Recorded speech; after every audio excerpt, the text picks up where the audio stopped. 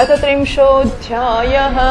कपिल उवाच तस्यैतस्य जनो नूनं नायं वेदोरुविक्रमम् काल्यमानोऽपि बलिनो वायोरिव घनावलिः यं यमर्थमुपादत्ते दुःखेन सुखहेतवे तं तं धुनोति भगवान् पुमान् शोचति यत्कृते यदध्रुवस्य देहस्य सानुबन्धस्य दुर्मतिः ध्रुवाणि मन्यते मोहाद्रुहक्षेत्रवसूनि च जन्तुर्वैभव एतस्मिन् यां यां योनिमनुव्रजेत् तस्यां स लभते निर्वृतिं न विरज्यते नरकस्थोऽपि देहं वै न पुमां त्यक्तुमिच्छति नारक्यां निर्वृतौ सत्यां देवमाया विमोहितः आत्मजाया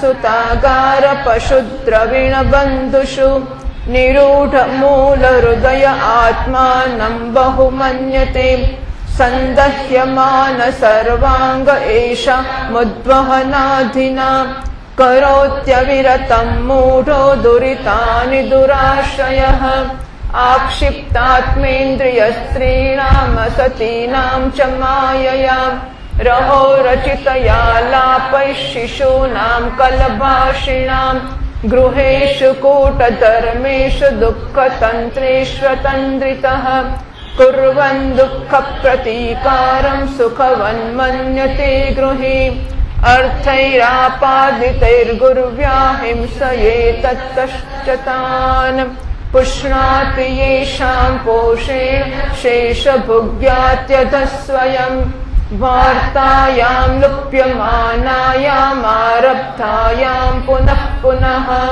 लोभाभिभूतो निःसत्त्वः परार्थे कुरुते स्पृहां कुटुम्बभरणकल्पो मन्दभाग्यो वृथोद्यमः श्रिया विहीनः कृपणो ध्यायन् श्वसिति मूढधीः एवं स्वभरणाकल्पं तत्कलत्रादयस्तथा नाद्रियन्ते यथा पूर्वं कीनाशा इव गोचरम् तत्राप्यजात निर्वेदो भ्रियमाणः स्वयं भृतैः जरयोपात्तवैरूप्यो मरणाभिमुखो गृहे आस्तेवमत्योपन्यस्तं गृहपाल इवाहरन् आमया व्यप्रदीप्ताग्निरल्पाहारोऽल्पचेष्टितः वायुनोत्क्रमतोत्तारः कफसमृद्धनाडिकः कासश्वासकृतायासः कण्ठे गुरगुरायते शयानः परिशोचद्भिः परिवीतः स्वबन्धुभिः वाच्यपानोऽपि न ब्रूते कालपाशवशं गतः। श्री कपिल देवजी કહે છે માતાજી જે પ્રકારે વાયુ દ્વારા ઉડાવવામાં આવતો મેઘ સમૂહ એના બળને નથી જાણતો એ પ્રકારે આ જીવ પણ બળવાન કાળની પ્રેરણાથી ભિન્ન ભિન્ન અવસ્થાઓ અને યોનિઓમાં ભ્રમણ કરતો રહે છે પરંતુ કાળના પ્રબળ પરાક્રમને એ જાણતો નથી। જીવ સુખની અભિલાષાથી જે વસ્તુને બહુ કષ્ટથી પ્રાપ્ત કરે છે તેને ભગવાન કાળ વિનષ્ટ કરી દે છે જેને માટે એને બહુ શોક થાય છે। એનું કારણ એ છે કે આ મંદમતી જીવ પોતાના આ નાશવાન શરીર તથા એના સંબંધીઓના ઘર ખેતર અને ધન વગેરેને મોહવશાત નિત્ય માની લે છે। આ સંસારમાં જીવ જે યોનિમાં જન્મ લે છે તેમાં આનંદ માનવા લાગે છે અને એનાથી વિરક્ત થતો નથી। આ આશ્ચર્યની વાત છે। માણસ થાય ત્યારે ન થાય। કૂતરું કેવું છે, બિલાડું કેવું છે, ભૂંડ કેવું છે, પણ ભૂંડને પૂછો કેવું છે, માણસ થવું છે? અરે હોતું હશે, ભૂંડને કેટલી મજા છે। તો જે યોની પ્રાપ્ત કરે છે તેથી યોનીમાં આનંદ માનવા માંડે છે। હા, હવે આપણે અત્યારે માણસ થઈને ભૂંડને કેવા હસી શકીએ છીએ કે અક્કલ વગરનું માણસ થવા મળતું હોય તો ભૂંડ થવાતું હશે।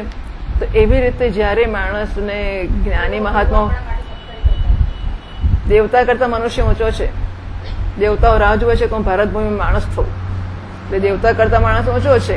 પણ જ્ઞાની પુરુષો કે ખરા કે આ જો ને માણસના શરીરમાં બેઠો નીકળવાનો વિચાર જ નથી કરતો, એટલે આ ભૂંડની જેમ શું એમાં ખાવા જેવું રાખ્યું છે, એવું માણસના શરીરમાં આપણે જયારે એટલે આ રીતે ભૂંડની માટે આપણને કેવું થાય છે, ગધેડા માટે, ઘોડા માટે, કૂતરા માટે, બિલાડી માટે, બિચારા કેવા આમ કટકા માટે ઘેરે ઘેર ફરતા હોય, આપણે મારીએ જતા રહે, પાછા આપણે મારવાનું બંધ કરીએ, પાછું ધરીએ, પાછું આવી જાય.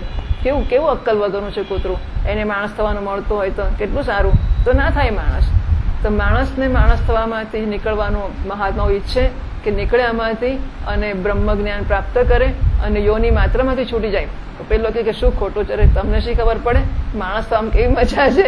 અને એમાં ગૃહસ્થાશ્રમમાં લોકો અમારી મશ્કરી કરે કે આ લોકોને શી ખબર પડે ગૃહસ્થાશ્રમમાં કેવી મજા છે. એટલે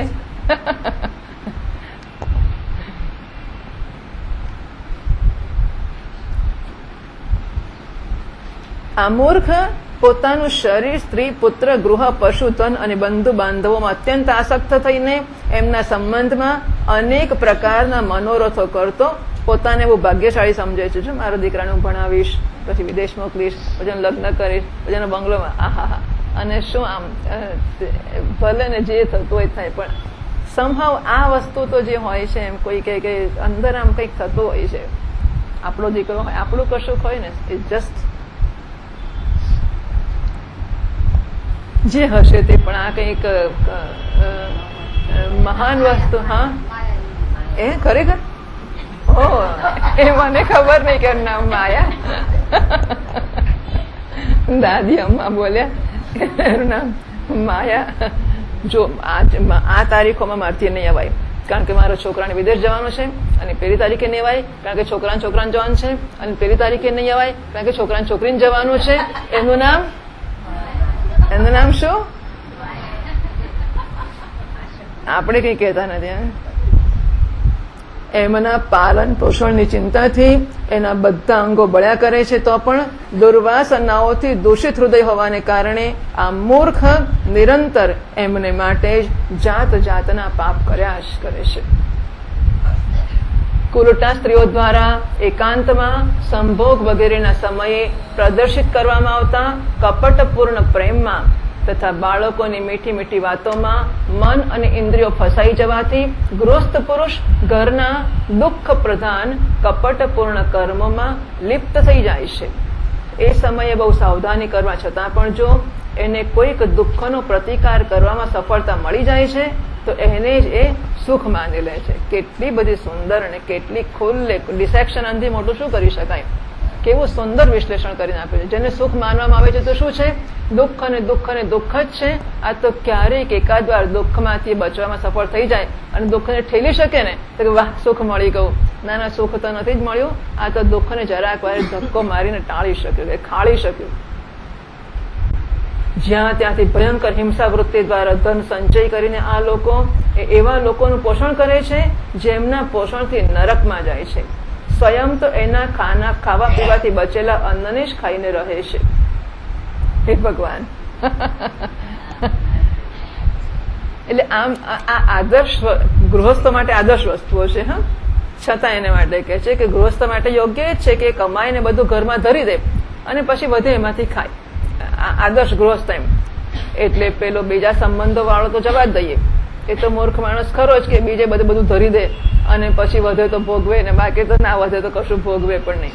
પણ ગૃહસ્થ હોય અને આદર્શ કામકાજ કરતો હોય તો પણ બધું લાવીને ધરી જ દે ને. તો ઘરમાં પતિ પત્ની બંને જણા, પત્ની સરસ રસોઈ બનાવે, પતિ કમાઈ લાવે અને બંને ઘરમાં ધરી દે, પછી બધાના ખાધા પછી જો વધે તો ખાય અને ના વધે તો કઈ નહીં, અને એમાં સુખ માને છે. પાછો સુખ માનવું જ જોઈએ. હા, ગૃહસ્થોએ આ અત્યારે જે પ્લેટફોર્મ પરથી વાત કરી રહ્યા છે ત્યાં આવી વાત કરે છે.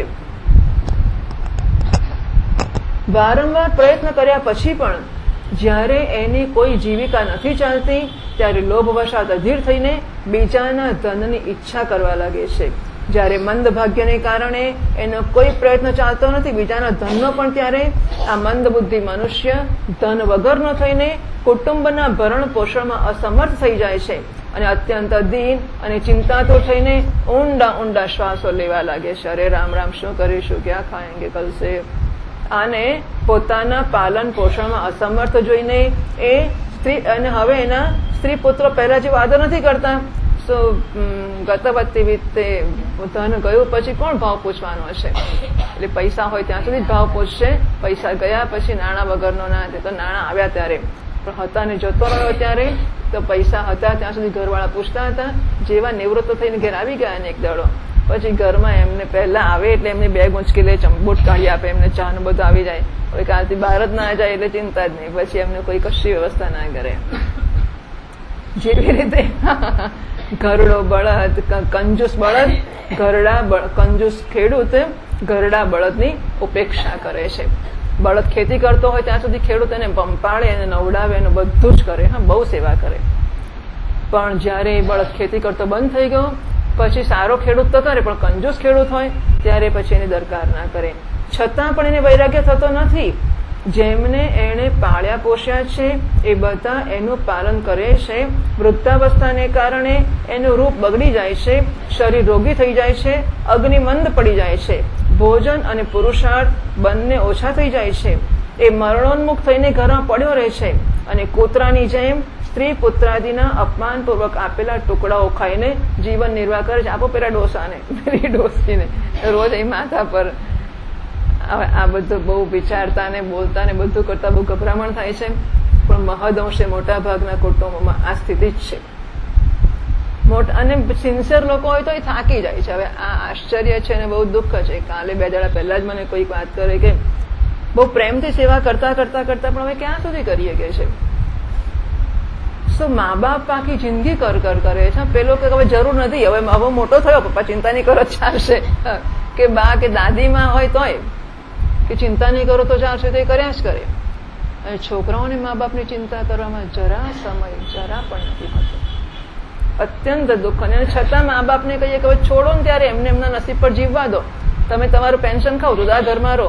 ના, પૈસા વપરાઈ જાય ને ભેગા કર્યા જ કરે, મૂકે ને મૂકે, વાપરે નહીં માણસો. જબરદસ્ત. અને આ એક જ વસ્તુ જન્મ મરણનું કારણ છે. જાટું છૂટી જતું હોત તો પછી આટલા બધા શાસ્ત્રોનું કર જ છું આપણે. એટલે ના છૂટે એવું જ હોય તો જ આ શાસ્ત્રો કામ લાગે ને. મૃત્યુનો સમય નજીક આવ્યો છે ત્યારે વાયુના ઉત્ક્રમણથી એની આંખની પોતળીઓ ઉપર ચડી જાય છે. શ્વાસ પ્રશ્વાસની નલિકાઓ કફથી રૂંધાઈ જાય છે. ખાંસવા અને શ્વાસ લેવામાં પણ બહુ કષ્ટ થાય છે. અને કફ વધી જવાને કારણે કંઠમાં શું લખ્યું છે ગુજરાતીમાં? ઘરઘરાટી બોલે છે. ઉપનિષદમાં યથા તદ્યથા અનઃ સુસમાહિતઃ ઉપનિષદ કહે છે કે સારી પેઠે એક ઘર છોડીને બીજા ઘરમાં જતા હોય ને અને ગાડામાં સામગ્રી ભરી હોય તો ગાડું પણ જરા માંદું સાજું હોય અને એ ગાડામાં સામગ્રી ભરીને પછી ઘરમાં મખલ બત્તન જાત જાતની સામગ્રી હોય એટલે એ ગાડાને એક ગામથી બીજે ગામ લઈ જાય કેવું ખડખડ કરતું જાય. એવી રીતે આ એક શરીર છોડીને બીજા શરીરમાં જવાનું ને એવું ખડખડ એવું કરે. સમજવા માંડવાનું કે ખડખડાટ થવા માંડ્યો છે હવે એટલે ગામ બદલવાનો વખત આવ્યો છે. એ પોતાના શોકાતુર બંધુ બાંધવોથી ઘેરાયેલો પડ્યો રહે છે અને મૃત્યુ પાશને વશીભૂત થઈ જવાથી એમના બોલાવા છતાં પણ એ બોલી શકતો નથી. શું આમ જુએ પણ કશું કરી ના શકે.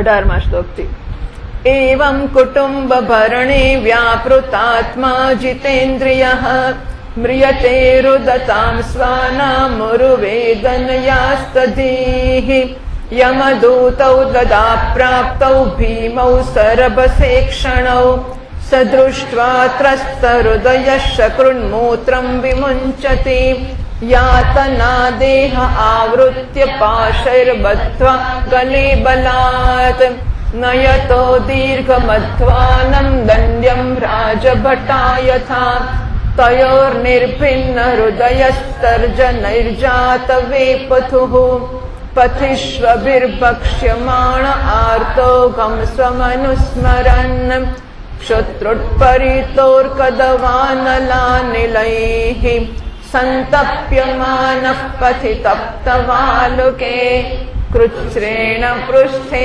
कषया च ताडितः चलत्यशक्तोऽपि निराश्रमोदके तत्र तत्र पतच्छान्तो मूर्छितः पुनरुत्थितः पथा पापीयसानीतस्तमसायम साधनम् योजनानां सहस्राणि नवतिं नवचाध्वनः त्रिभिर्मुहूर्तैर्द्वाभ्यां वा नीतः प्राप्नोति यातनाः आदीपनं स्वगात्राणां वेष्टयित्वोल्मुखादिभिः आत्ममांसादनं क्वापि स्वकृतं परतोऽपि वा जीवतश्चान्त्राभ्युत्तारश्वगृध्रैर्यमसादने सर्पवृश्चिकदंशाद्यैर्दशद्भिश्चात्मवैशसं कृन्तनं चावयवशो गजादिभ्योऽभिदापनं पातनं गिरिशृङ्गेभ्यो रोदनं चाम्बुगर्तयोः यास्तामिश्रान्ततामिश्रा रौरवाद्याश्च यातनाः भुङ्क्ते नरो वा नारी वा मिथः सङ्गेन निर्मिताः अत्रैव नरकः स्वर्ग इति मातः प्रचक्षते या यातना वै नारक्यस्ता इहाप्युपलक्षिताः एवं कुटुम्बं बिभ्राण उदरं भर एव वा विसृज्येहोभयं प्रेत्य भुङ्क्ते तत्फलमीदृशम् एकः प्रपद्यते ध्वान्तः हित्वेदं स्वकले कुशलेतरपाथेयो भूतद्रोहेण यद्भृतम् दैवेनासादितं तस्य शमलं निरये पुमान् भुङ्क्ते कुटुम्बपोषस्य हृतवित्त इवातुरः केवलेन ह्यधर्मेण कुटुम्बभरणोत्सुकः याति जीवोऽन्धतामिश्रं चरमं तमसः पदम् अधस्तान्नरलोकस्य यावतीर्यातनादयः क्रमशः समनुक्रम्य पुनरत्राव्रजेच्छुचिः। આ પ્રકારે જે મૂળ પુરુષ ઇન્દ્રિયોને જીતતો નથી અને નિરંતર કુટુંબના પોષણમાં જ લાગ્યો રહે છે, એ રડતો સ્વજનોની વચ્ચે અત્યંત વેદનાથી અચેતન થઈને મૃત્યુને પ્રાપ્ત થાય છે. આ અવસર પર એને લેવાને માટે અત્યંત ભયંકર અને રોષયુક્ત નેત્રોવાળા જે બે યમદૂતો આવે છે, એમને જોઈને ભયને કારણે મળમૂત્રનો એ ત્યાગ કરી દે છે. આ યમદૂતો એને યાતના શરીરમાં નાખે છે અને પછી જે પ્રકારે સિપાહી કોઈ અપરાધીને લઈ જાય છે, પ્રકારે એને ગળામાં દોરડી બાંધીને બળપૂર્વક યમલોકની લાંબી યાત્રામાં એને ખેંચી જાય છે. એમના ઘર ક્યાં અને હૃદય ફાટવા એમના એ લોકો જે ધમકાવે છે એનાથી એનું હૃદય ફાટવા લાગે છે, શરીર કાંપવા લાગે છે અને માર્ગમાં કૂતરાઓ એને નોચે છે તો શું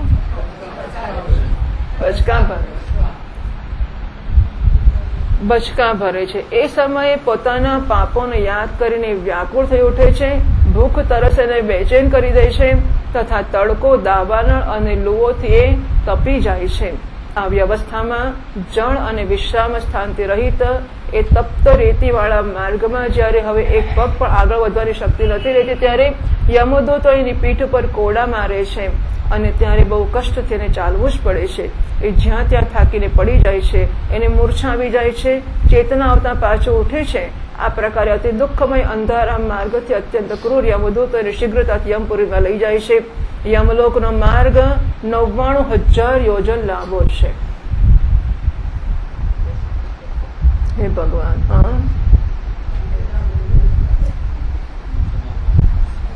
શું કહ્યું?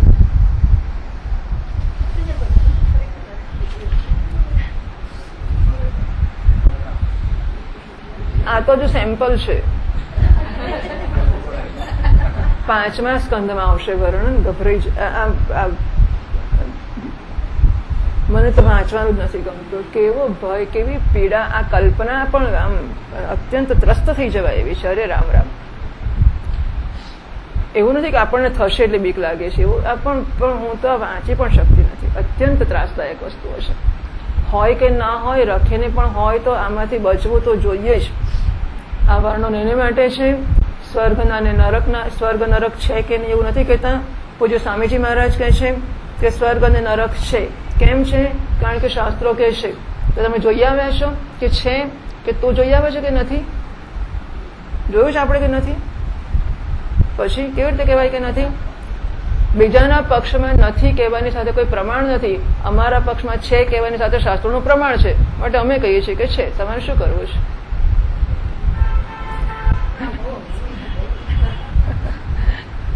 પૂજ્ય સ્વામીજી મહારાજ કહે છે કે છે, કારણ કે શાસ્ત્ર કહે છે. નથી એવું તમે સિદ્ધ કરી આપો તો અમે માનીશું કે નથી. એ તમે હું છું એવું સિદ્ધ કરી શકતો નથી, પણ તમે નથી એવું સિદ્ધ નથી કરી શકતા. અને મારા પક્ષે શાસ્ત્રો છે, માટે સ્વર્ગ અને નરક છે. આ એક વસ્તુ છે. ભાગવતમાં જ કહેશે કે સ્વર્ગ અને નરક એવો પણ મત છે કે અહીંયા જ માણસો ભોગવી લેતા હોય છે આ બધી વસ્તુઓ, એમ પણ માનવામાં આવે છે. એવું પણ કહેવામાં આવે કે સ્વર્ગ અને નરકના નામે સ્વર્ગ માણસને સ્વર્ગનો જે ખ્યાલ છે એ માણસને શુભ કર્મમાં જોડવા માટે છે, અને નરકની વાત છે એ દુષ્ટ કર્મમાંથી રોકવા માટે છે. આ છે કે નહીં એમાં પડવાને પહેલા માણસ એમાંથી આવું થશે, ના તો આ નહીં કરું. બસ જો એટલું કરી શકતો હોય શુભ કર્મ કરવું ને અશુભ કર્મ ના કરવું, તો સ્વર્ગ અને નરકે જે કામ કરવું જોઈએ તો કરી જ નાખ્યું ને. એમણે કામ તો આ જ કરવાનું છે કે માણસોને ડુ ગુડ અને બી ગુડ એને સારા કામમાં જોડી આપવા અને સારા બનાવવા. એ કંઈક પણ કરતા વિચાર કરી નરક. નાના છોકરાને કહેજો હત્તા ઉપર ભગવાન મારશે, તો આપણને હત્તા કહે છે કે મારશે જો પુત્ર આવું કરશે વગેરે વગેરે. પણ ટૂંકમાં આ બધી વસ્તુઓથી સમજ તો મેળવવી જ જોઈએ કે જીવનમાં બીજાને કેવું થશે એની ચિંતા તો થવી જ જોઈએ. કોઈ ભગવાનની પૂજા નહીં થાય કે થાય કોઈ પ્રશ્ન જ નથી આવતો, પણ મારા કયા વર્તનથી, શું બોલવાથી, શું કરવાથી, શું બેસું, શું ઉઠું, શું હું એક પણ પ્રકારનો વ્યવહાર કરું એનાથી સામા માણસને શું થશે એની ચિંતા જો હું ના કરી શકું તો કોઈ પૂજા બૂજાનો કશો અર્થ નથી. પણ છતાં એવું છે કે એ પૂજા કરતા કરતા કે ભાગવત વાંચતા વાંચતા ક્યારેક આ કાને પડશે ને આપણે સુધરતા જઈશું. એટલા માટે સારી વસ્તુઓ છે, પણ સરવાળે થવું જ જોઈએ. તો હું ગમે તે કરું મને બીજાનું ધ્યાન હોય જ કે એને શું થશે. ત્યાં એના શરીરને સળગતી લાકડીઓની વગેરેની વચમાં નાખીને બાળવામાં આવશે. ક્યાંક સ્વયં અને ક્યાંક બીજા દ્વારા કાપીને એને પોતાનું જ માંસ ખવડાવવામાં આવે છે. યમપુરીના કૂતરા અને ગીધો દ્વારા જીવતા એની આંખો ખેંચવામાં આવે છે. મારું ચાલે તો આ બધું વાંચવું જ ના, પણ આપણે એવું વ્રત લીધું છે કે આપણે વાંચીએ છીએ એટલે હું વાંચું છું. સાપ, વીછી અને ડાંસ વગેરે ડંખ મારનારા અને ડસનારા અને ડંખ મારનારા જીવોથી શરીરને પીડા પહોંચાડવામાં આવે છે. શરીરને કાપીને ટુકડા કરવામાં આવે છે. એને હાથીઓથી ચીરાવવામાં આવે છે. પર્વતના શિખરોથી પાડવામાં આવે છે અને જળ અથવા ખાડામાં નાખીને બંધ કરવામાં આવે છે. આ બધી યાતનાઓ તથા એના પ્રકારે આ જ પ્રકારે તાવીસ, રંધ તાવીસ અને રૌરવ વગેરે નરકોની બીજી પણ અનેક યંત્રણાઓ સ્ત્રી હોય કે પુરુષ આ જીવને પારસ્પરિક સંસર્ગથી થનારા પાપને કારણે ભોગવવી જ પડે છે. માતાજી કેટલાક લોકોનું કહેવું છે કે સ્વર્ગ અને નરક તો આ લોકમાં જ છે, કારણ કે જે નારકી યાતનાઓ છે એ અહીં પણ જોવામાં આવે છે. બરાબર, એટલે આ લોકમાં છે એવું કહે છે. અને અહીંયા જુઓ જ છો માણસો જે સહન કરે છે, અરે રામ રામ. હું તો કોઈ માદાને કે કશાને જોઈ શકતી જ નથી, એટલે પછી આટલા લાંબાનો તો પ્રશ્ન જ નથી આવતો. આ પ્રકારે અનેક